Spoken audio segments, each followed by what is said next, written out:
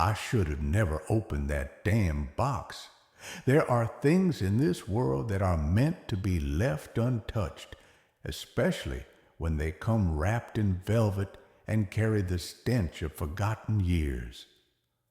I didn't know that the moment I lifted the lid, I was setting something ancient free, something that was never meant to see light again.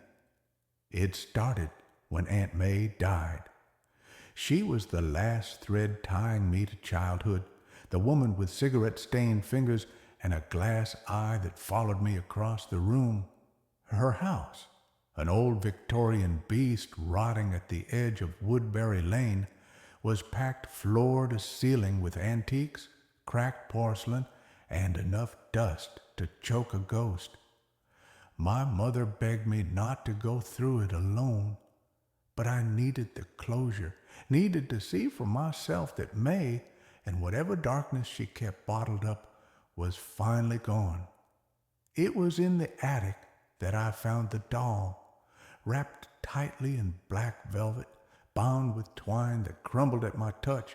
I remember the way the air changed when I opened it, cooler, heavier, like the room exhaled. The doll was pristine, blonde ringlets, delicate porcelain skin, tiny lace dress, eyes like wet glass, too bright to be old. Her name, handwritten in cursive on a yellow tag sewn into her collar, Clara. I brought her home. I live alone in a one-bedroom apartment on the edge of town. Nothing fancy, just me, my cat Junebug, and now Clara. I didn't mean to keep her out in the open, but I was tired and didn't want to shove her back into a box. I set her on the mantel above the fireplace. Junebug didn't like that. She hissed the moment I placed Clara down, fur bristled, eyes locked on the doll like she was seeing something I couldn't. That night, I had my first nightmare in years. It wasn't the usual abstract kind.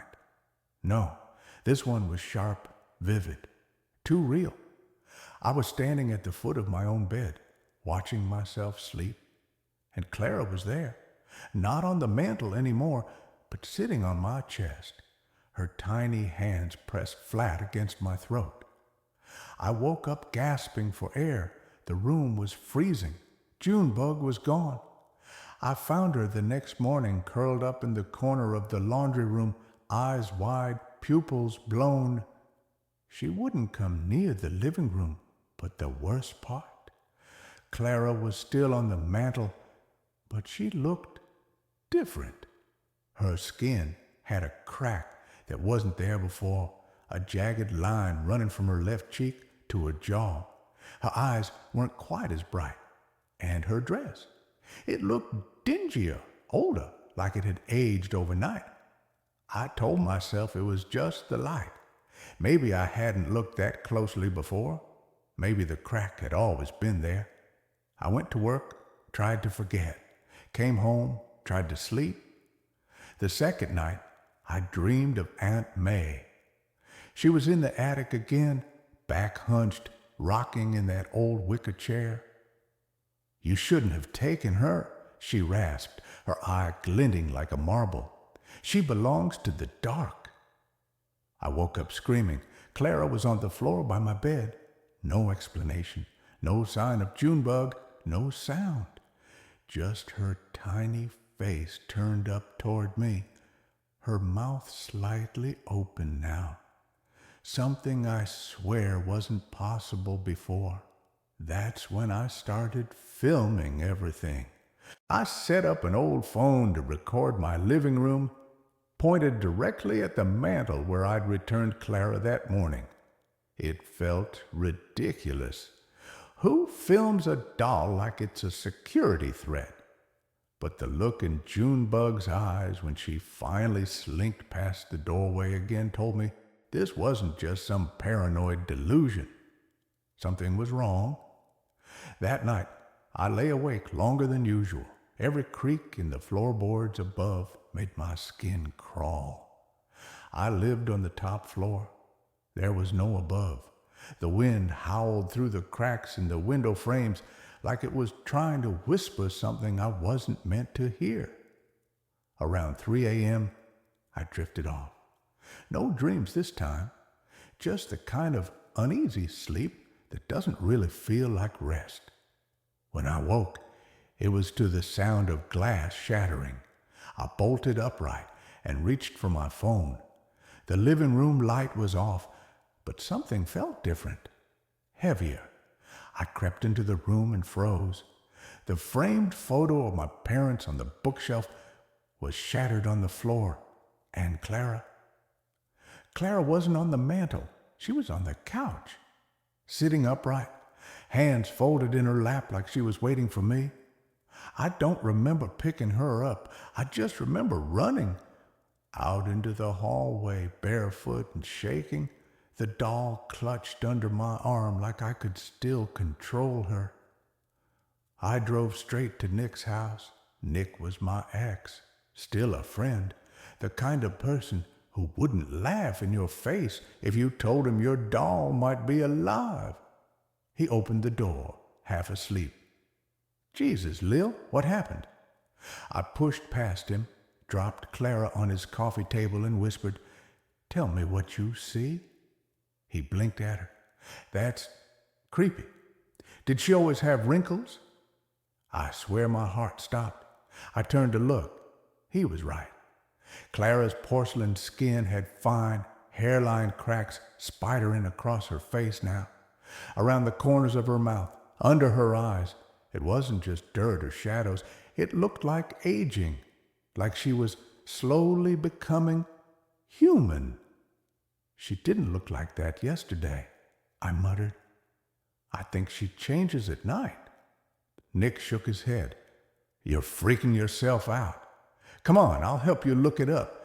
Maybe it's one of those old dolls that reacts to temperature.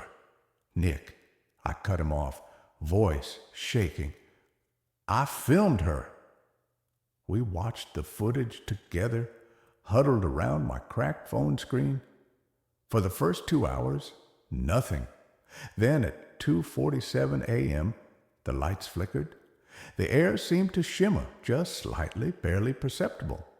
And then Clara moved, not in a jarring, obvious way, just a slight twitch of her head.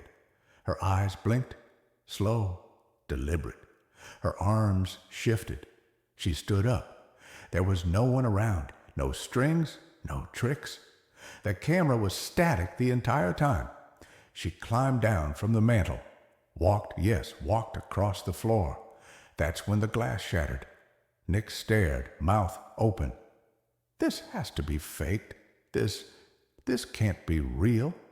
I wanted to believe him. But then we heard the sound, a low hum, barely audible at first, but growing louder, not from the video, from the other room, from where we left Clara. We both turned toward the living room. The humming stopped. Nick whispered, "Did she just—" "No," I said, trying to convince myself as much as him. We're sleep deprived. It's just in our heads. But when we stepped into the room, Clara was no longer on the coffee table. She was on the windowsill, staring out into the night like she was waiting for someone or something. Nick refused to let me drive home that night. We sat in his kitchen, the lights on full blast, drinking stale instant coffee just to stay awake. Clara had been moved again, but neither of us dared touch her. We didn't speak much. What was there to say?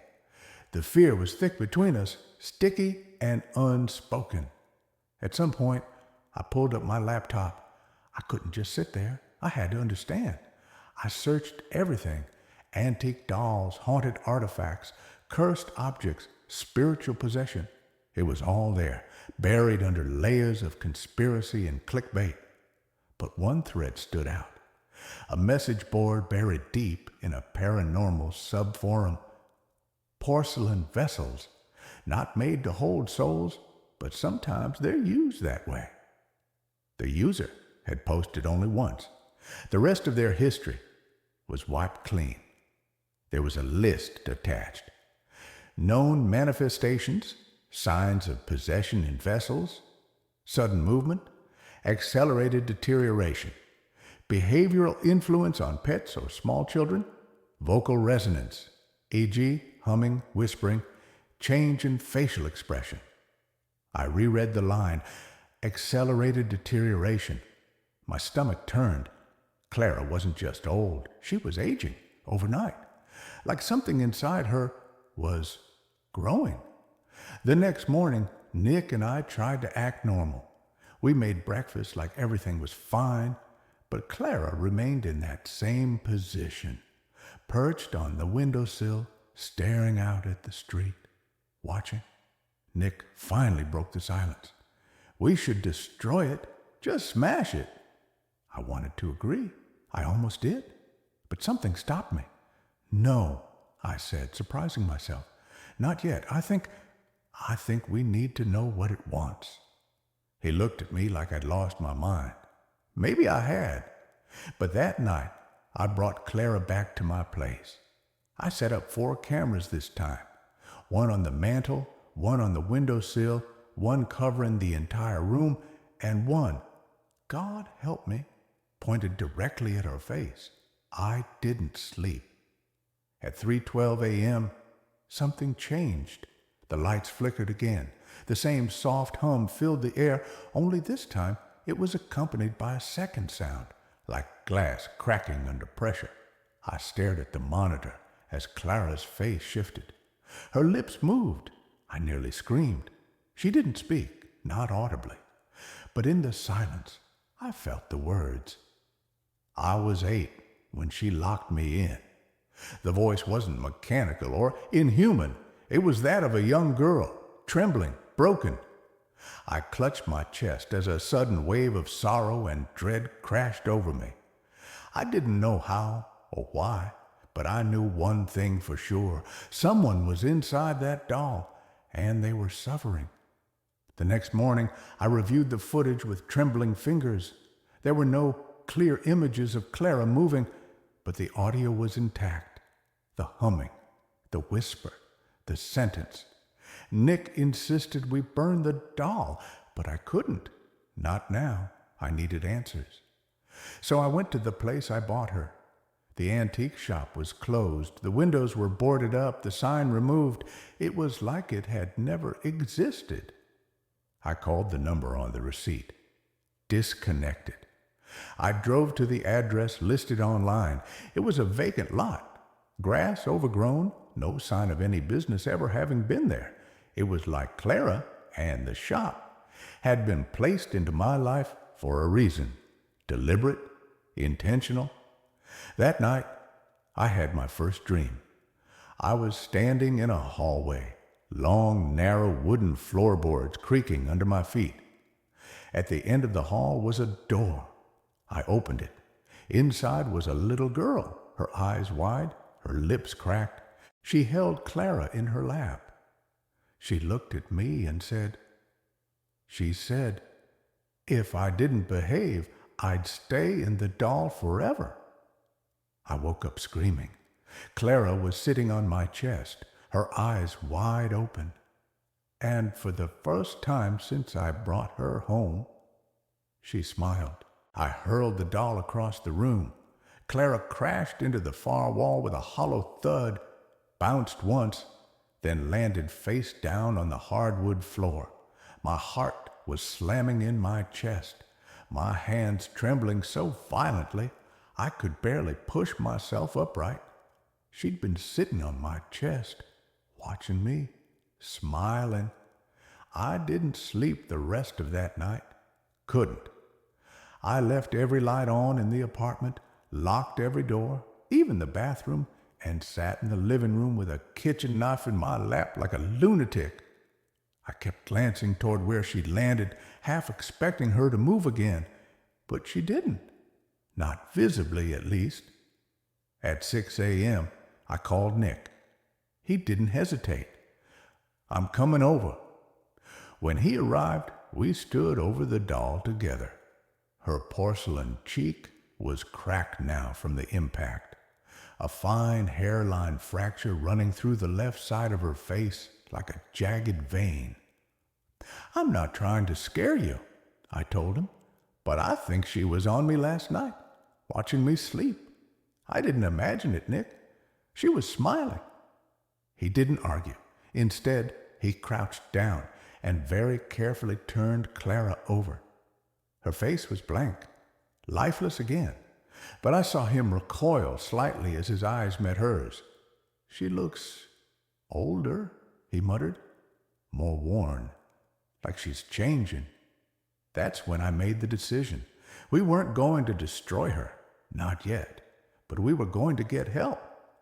I reached out to a woman I'd found online, Dr. Evelyn Morrow, a parapsychologist based in Vermont. She'd written about haunted objects, including a case involving a mirror that allegedly trapped the soul of a child who died in 1923. She agreed to meet us. We brought Clara in a thick blanket, wrapped like an artifact. Evelyn examined her carefully, gloves on, whispering softly under her breath as she touched the porcelain.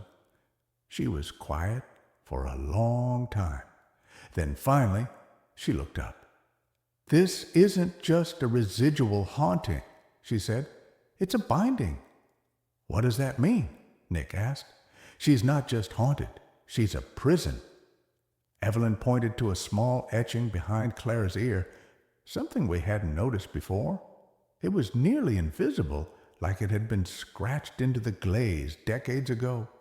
A symbol, a circle with a vertical line through it, flanked by two tiny triangles. "It's an old sigil," Evelyn said, "not quite Wiccan. Closer to folk magic. Binding spirits to objects is rare, but not unheard of, especially with children." Her voice trailed off. "Children?" I asked, my stomach turning. "I think a little girl's spirit is inside this doll, and I think she's been in there a very, very long time." Evelyn didn't want us to take the doll back home. She offered to keep her in a sealed, locked case in her lab, a room lined with protective salt, runes, and wards. We agreed. That night, I slept for the first time in days. But it didn't last. At exactly 3:12 a.m., my phone buzzed. A video notification, remote camera feed, from Evelyn's lab. The footage was brief. At first, Clara was perfectly still inside the case. Then the lights flickered, and then her eyes shifted, not closed, not blinking, shifted toward the camera. She opened her mouth, and this time she spoke, not a whisper, not a hum, but words. "Let me out, or take her place." The screen cut to black. The timestamp read 3:13 a.m. I tried to call Evelyn. No answer. I tried again. Still nothing. The next morning, Nick and I drove to her lab. The front door was open. Inside, the protective case lay shattered, salt scattered across the floor. And Evelyn was gone. Only one thing remained. Clara, sitting perfectly still in the center of the room, smiling. Nick stood frozen beside me, staring at the broken shards of glass and the ring of disturbed salt around Clara. "Evelyn wouldn't leave this open," he whispered. "She wouldn't just walk away." "No," I said. My voice felt foreign to me, thin and shaking. "She didn't walk away. She's gone." The room was dead silent, yet the air was thick, almost viscous, like breathing underwater. Clara sat in the center of the devastation like a queen on her throne, her head tilted slightly, that same impossible smirk carved into her face. But her eyes, God, her eyes, they were glassy but aware, like the surface of a pond. You know something lurks beneath. Nick took a step forward, and I grabbed his arm. "Don't touch her," I said. He looked at me, wild-eyed. "So what do we do? Leave her here? Wait for Evelyn to show up again like this didn't happen?" But we both knew the truth. Evelyn wasn't coming back. We called the police anonymously, said there was a break-in. Then we left Vermont and returned home. We tried to go back to normal, tried to forget. But the nightmares returned that very night. In mine, Clara walked. Her joints cracked and twisted as she stumbled down hallways that looked like my childhood home. She would whisper my name from the shadows, her voice rising into a dry, gravelly scream the moment I turned to look. Nick's nightmares were worse. He dreamed of Evelyn standing in a mirror, screaming silently, clawing at the glass. Each night, she looked more decayed. And we weren't just dreaming. Things started happening in the waking world. I'd find photos on my phone, photos I didn't take, of myself sleeping, or of my apartment from strange angles. One showed my bedroom door cracked open. I always lock it at night. Nick's TV would turn on at exactly 3:13 a.m., always to static, no matter what channel it had been left on. One night, the screen showed a single frame, just one, for a split second. Evelyn's face, pale, hollow, pleading. We couldn't escape her, or it. I started digging deep. I researched the symbol Evelyn had found behind Clara's ear. I cross-referenced arcane books, online forums, obscure PDFs of folk magic from Eastern Europe, and then I found it, a practice from a small sect in 19th century Galicia. They believed that grief could tether a soul to an object, but only if the soul was unwilling to leave. One story told of a grieving mother who trapped her daughter's soul in a clay figurine, hoping to keep her safe forever. The story ended with the figurine breaking open. The mother was never found. There was one detail that chilled me. The possessed object was said to age over time, reflecting the torment of the soul trapped inside. Clara wasn't just haunted. She was evolving, growing, changing, and unless someone willingly replaced the soul inside, it would keep seeking. Nick and I met in person again for the last time. "We can't let anyone else find her," he said. "We end this." We drove 6 hours to a remote cliffside on the coast. We brought Clara in a steel lockbox surrounded by iron and salt, bound with rope, dipped in holy water. We didn't speak during the drive. There was a weight to the silence, an understanding that only one of us might come back. When we reached the edge, we pried the box open. Clara was there, exactly as before, but now her face had changed. She looked ancient. Her porcelain skin had yellowed, cracked in dozens of places. Her hair, once stiff synthetic curls, looked matted and darkened, almost real. And in that moment, I saw her blink, not fast, not subtle, a full, deliberate blink. Nick looked at me. "She's choosing," he whispered. Then his eyes rolled back. He collapsed. I screamed and dropped the box. Clara tumbled out, and her head snapped toward me like a dog scenting blood. I grabbed Nick's arms, tried to wake him. He was cold. And then her voice. "You came back for her? Then stay." I don't remember screaming. I don't remember throwing the doll. I only remember the fall, the endless blur of waves and sky. But somehow I survived. I woke up hours later on the shore, bruised, bleeding, alone. No Clara, no Nick.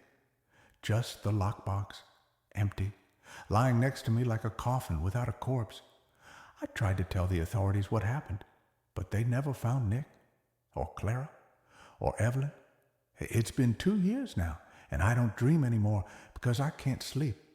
Not since last week, when a small package arrived at my doorstep. No return address, just a velvet box lined in red. Inside, a porcelain hand, cracked, aged, still warm, and beneath it, a note. She remembers.